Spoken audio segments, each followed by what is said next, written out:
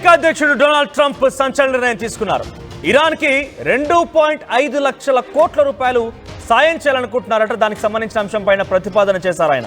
అణు విద్యుత్ ఉత్పత్తి అవసరాల కోసం సాయం చేయాలనే ఆలోచనలో ట్రంప్ ఉన్నట్టుగా తెలుస్తోంది. ఒకవైపుగా ఇరాన్ని లేకుండా చేస్తాం, ఇరాన్ సుప్రీం లీడర్ అలీ ఖమేనీని చంపేస్తాం, ఇరాన్ని పూర్తిగా నేలమట్టం చేస్తాం, ఇరాన్లో అణు స్థావరాలను పూర్తిగా కుప్పకూల్ చేస్తాం అని చెప్పేటువంటి లక్ష్యాలతో ముందుకు వెళ్ళి 3 స్థావరాలపైన దాడులు చేసిన డొనాల్డ్ ట్రంప్ ఇప్పుడైన ప్రయత్నం వల్ల ఒకటే చాలా ప్రయత్నాలు చేస్తున్నాడు. చాలా పెద్ద ఎత్తున ప్రయత్నాలు కొనసాగుతున్నాయి. మామూలుగా నిజంగా ఒక రకంగా ఆశ్చర్యం వేస్తోంది.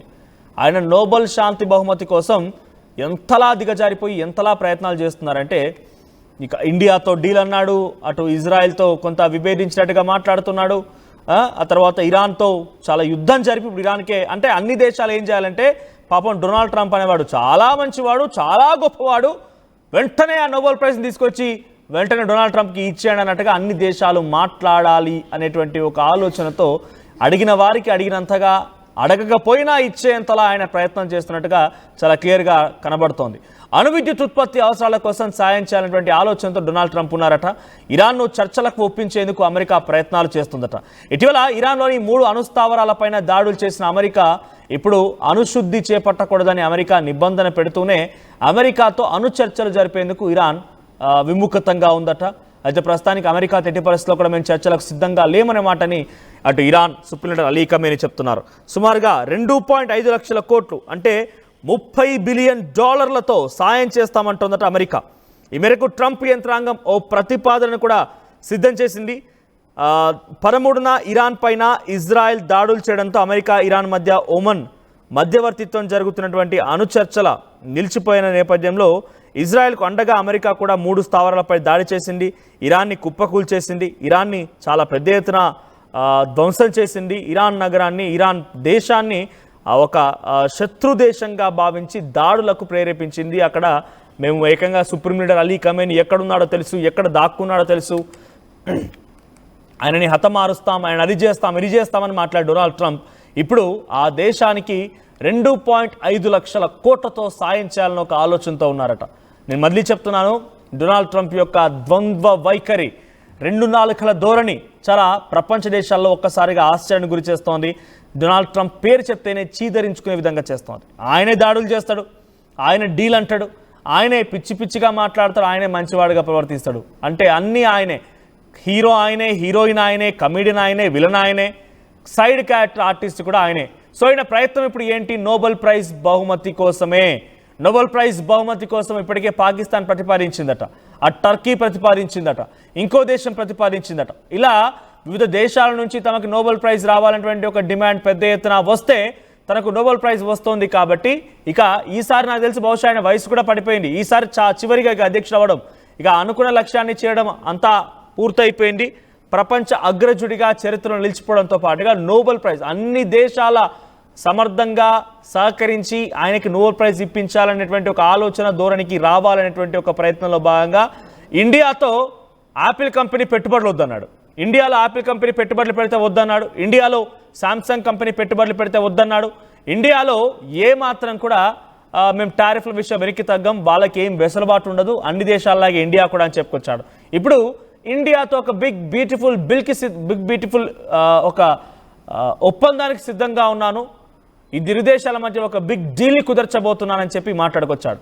అటు చైనాతో ఈ రకంగా టారిఫ్ తగ్గించుకున్నాడు. పాకిస్తాన్కి ఎయిర్ డిఫెన్స్ ఇస్తానని చెప్పాడు. అక్కడ ఆసిమ్ మునీర్ గారితో కలిసి గంటల పాటుగా చర్చలు జరిపాడు, ప్రైవేట్గా లంచ్ చేశాడు. టర్కీతో ఆయన ఇప్పటికీ ఒక బిగ్ డీల్ కుదుర్చుకున్నాడు. సో సుమారుగా $300 మిలియన్ ఒక అగ్రిమెంట్ కుదుర్చుకున్నాడు వార్ వెపన్ సప్లై కోసం. అటు ఫ్రాన్స్తో G7 దేశాలతో ఒప్పందం కుదిరింది. అన్నిటి వైపులుగా బ్రిటన్తో సత్సంబంధాలు కొనసాగిస్తూ ఉన్నాడు.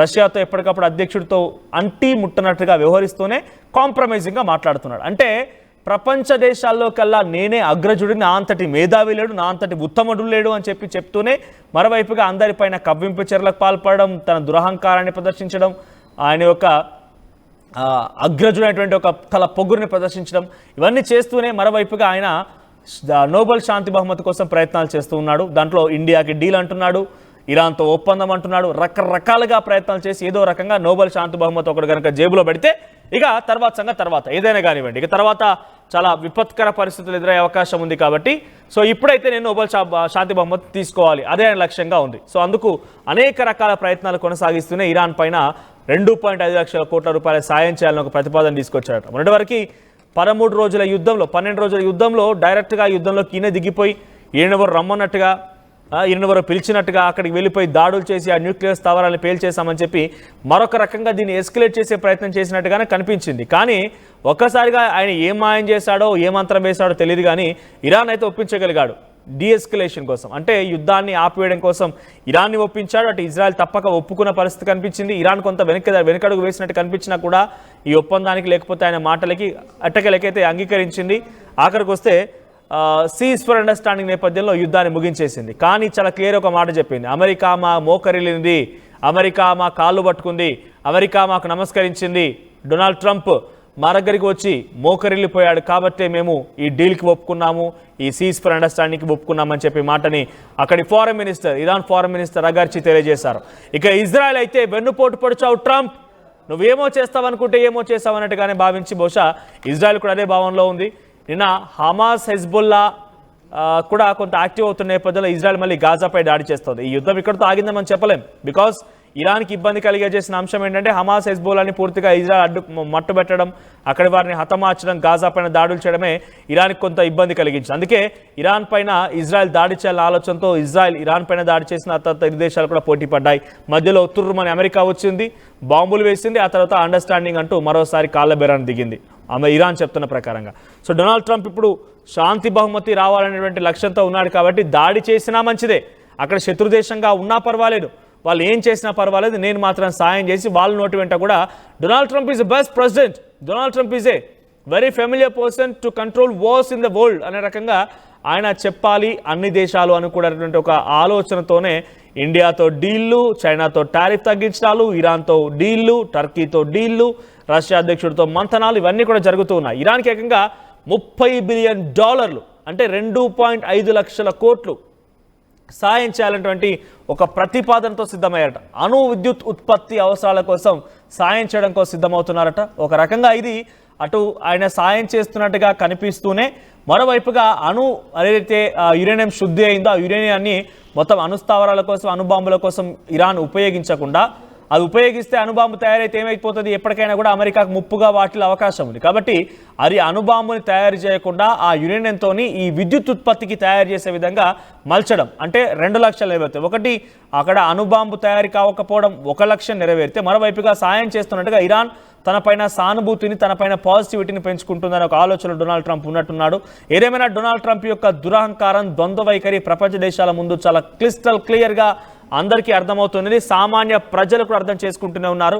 కానీ డొనాల్డ్ ట్రంప్కి డెఫినెట్గా మరి ఆయన అనుకున్న లక్ష్యాన్ని నెరవేరుతారు. నిజంగా నోబెల్ శాంతి బహుమతి వరకు వెళ్తుంది ఆయన పరిస్థితి, లేదా కేవలం అందరికీ అర్థమైపోయిన తర్వాత ఆయన ముక్కున వేలేసుకొని ఒక్కసారిగా ఆశ్చర్యానికి గురైపోయి ఏం చేయకుండా దిక్కుతోచని పరిస్థితులు డెఫినెట్గా అంతటి ఒక దయనీయమైన పరిస్థితికి రాదు ఆయనకి, బికాస్ ఆయన అమెరికా అధ్యక్షుడిగా ఉన్నారు కాబట్టి.